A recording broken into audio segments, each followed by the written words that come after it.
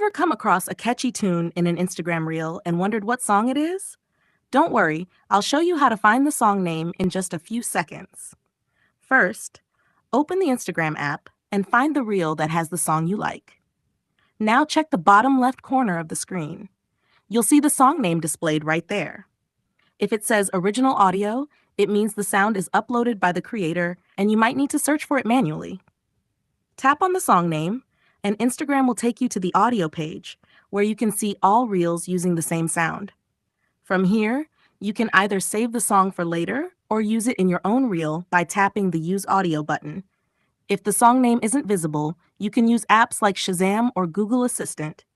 Just play the audio and let the app identify the song for you. And that's it! Now you can easily find and save any song from Instagram Reels.